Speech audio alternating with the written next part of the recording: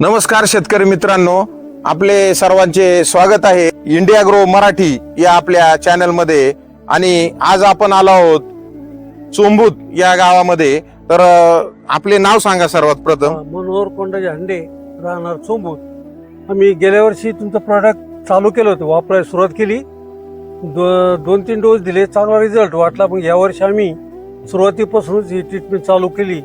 सुरुवातीला लागवड करताना भुआस्त्र आणि बाकीचे 3 ड्रिंचिंग केले, त्यानंतर मग सर्व पाण्यातून सर्व खत सोडलं, तर खूप चांगला रिझल्ट आहे। आता 7-8 महिने जवळजवळ 15-16 कांड्या आहे।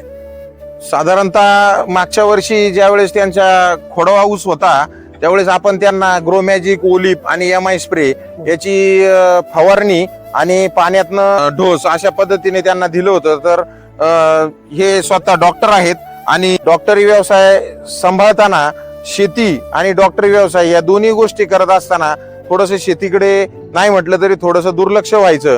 परंतु ज्यावेळेस डॉक्टरांना या गोष्टीची माहिती कळली त्यावेळेस त्यांना ज्यावेळेस आपण द्यायला सुरुवात झाली तर सुरुवातीलाच त्यांच्या मागच्या वर्षीच्या प्रोडक्टचा रिझल्ट पाहून ह्या वर्षी आपण त्यांना जी ट्रीटमेंट दिली तर त्या संदर्भामध्ये काही माहिती आपण त्यांना विचारू। आपण सुरुवातीला माझ्या मते सरी काढल्यानंतर आपण भुआस्त्र टाकलं, बरोबर?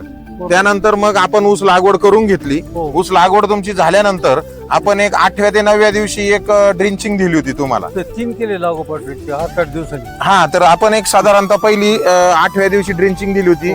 तर त्यामध्ये आपण एमआय स्प्रे, ग्रो मॅजिक, ओलिप आणि एमआय प्राऊड जे बुरशीनाशक आहे त्याचा वापर केला होता। तर तुम्हाला ही औषधं वापरल्यानंतर इथून मागे जे तुम्ही जे रासायनिक वापरत होता किंवा जनरल जे ट्रीटमेंट घेत होता त्याच्यामध्ये आणि याच्यामध्ये काय बदल वाटतोय तुम्हाला? फुटवे जास्त वाढले, फुटवे वाढले, हा एक महत्वाचा मुद्दा। पानाची रुंदी सुद्धा वाढली, पानाची रुंदी वाढली, कलर कलर पिवळा आलाच नाही, चांगलाच कलर, पहिल्यापासून हिरवागार कलर राहिला।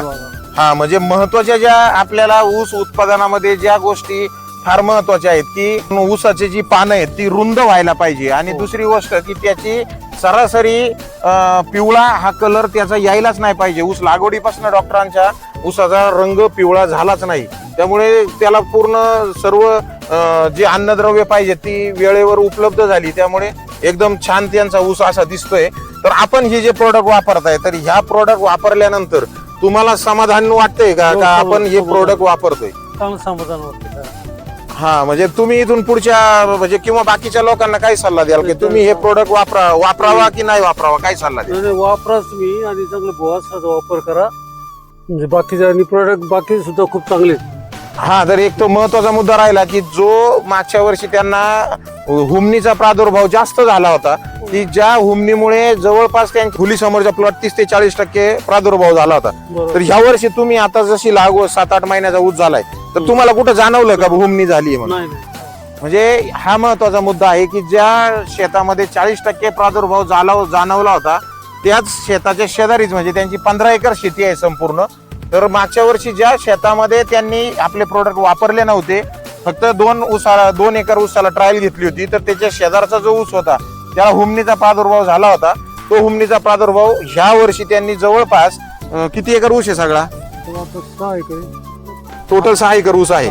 तर 6 एकर ऊसाला पूर्ण भुआस्त्र वापरलेले आहेत। तर 6 पैकी 6 एकरला कुठेच हुमणी नाही का यावर्षी? हा, म्हणजे आपण त्यांच्याच तोंडून हे सर्व माहिती घेतलेली आहे आणि त्यांचेच मोठे चिरंजीव ही आपल्या बरोबर आहेत। तर 2 मिनिटं आपण डॉक्टरांशी थोडीशी चर्चा करू। तर हेही डॉक्टर आहेत आणि तुम्ही जे मागच्या वर्षी तुमचे ऊस पाहायचे किंवा तुम्हाला वाटायचं आपण शेती आल्यानंतर आपला ऊस व्यवस्थित यावा किंवा काय, तर तुम्ही जे पाहिल्यानंतर काही फरक वाटतो का तुम्हाला? ऊस हिरवागार वाटतो, सर्व एकसारखी त्याची साईज, हाईटला एकसारखं आहे आणि पानं पण रुंद वाटतात, फ्रेश वाटतो आणि ऊसाची कांडी जाडी ही साईज पण चांगली पहिले फक्त कांडी बारीक येत होती, जाड आकार पण चांगला आहे त्याचा आणि साईजला पण मोठी। हा, म्हणजे ह्या 3 गोष्टी जे डॉक्टरांनी सांगितल्या की कांड्याचं लांबी वाढली आणि दुसरी गोष्ट की कांड्याची जाडी वाढली, म्हणजे हा महत्वाचा मुद्दा लक्षात आलेला आहे। आणि हुमणीचा प्रादुर्भाव तर मागच्या वर्षी जास्त होता एका प्लॉट मध्ये, या वर्षी आम्ही सर्व ट्रीटमेंट इंडिया ग्रोथच्या कंपनीचे सर्व औषधं वापरले, त्याच्यामुळे काही आता काही जाणवत नाही तसं. म्हणजे कुठे हुमणी वगैरे कुठे हुमणी जाणवत नाही. ओके. मागच्या वर्षीचा जो तुमचा ऊस होता जुना, त्याच्यापेक्षा हा ऊस आता जो आहे आपल्याला चांगला कंपनीचे आहे, चांगला प्रोडक्ट product. 30% रिझल्ट वाढले की काय वाटतं? वाढले ना. किती टक्के? वाढले. साधारणतः 25 ते 30% 25-30 चांगले वाढले. 25 ते 30% रिझल्ट आपल्याला भेटलाय. ओके. तर मग तुम्हाला काय वाटतं की आता इथून पुढे या शेतीला आपण हे प्रोडक्ट वापरावे की नाही? इथून पुढे आम्ही हेच वापरणार आणि सर्वांनी याचा वापर करावा. ओके. रिझल्ट चांगले वाटतात हे. तुम्ही डॉक्टर आहात, एक महत्वाचा मुद्दा असा आहे की तुम्हीच ही गोष्ट मला सुरुवातीला सांगितली होती की रासायनिक प्रोडक्ट वापरायच्या तुम्ही थोडेसे विरोधातले आहात, परंतु पर्याय नव्हता म्हणून तुम्ही वापरत आहात. कारण तुम्हाला डॉक्टरी व्यवसाय करताना तुम्हाला या गोष्टी ज्या माणसांचे आजारपण किंवा या गोष्टी ज्या जाणवत होत्या, तर हे सर्व आपले प्रोडक्ट तुम्ही पाहिलेले आहेत, सर्टिफाईड आहेत. आपल्या प्रोडक्टच्या बॉक्सवर म्हणा किंवा पुढ्यावरच किंवा बॉटलवरच आपले सगळे सर्टिफिकेशन आहे. तर त्यातनं एक वेगळं समाधान असं वाटतं का आपण हे ऑर्गॅनिक प्रोडक्ट वापरतो, किंवा तुम्ही डॉक्टर आज व्यवसाय करता त्याच्यातनं बऱ्याचशा गोष्टी काही त्रासदायक घडतात, त्याची एक मिनिटामध्ये आम्हाला थोडीशी माहिती द्या. आता सर्व इकडं आपण पाहतोच आहे, टीव्हीवर इकडं दाखवतात आहे सगळं केमिकल युक्त भाजीपाला काही असेल, शेतीचे प्रोडक्ट्स सगळे केमिकल वापरतात, त्याच्यामुळे ते शरीराला हानिकारक आहे. कॅन्सर सारखा हा आजार आता पूर्वी थोडा एका गावामध्ये एक पेशंट दिसायचे, आता सर्रास प्रत्येक घरामध्ये सिटीमध्ये जाणवायला लागलं, कॅन्सरचे रुग्ण जास्त दिसायला लागले. त्याच्यामुळं केमिकल न वापरता आपलं सेंद्रिय खताकडे आम्ही वळालो आहे आणि सर्वांनी याच्याकडे वळून आणि इंडिया ग्रो सारख्या कंपनीने हा प्रोडक्ट्स आम्हाला उपलब्ध करून दिले.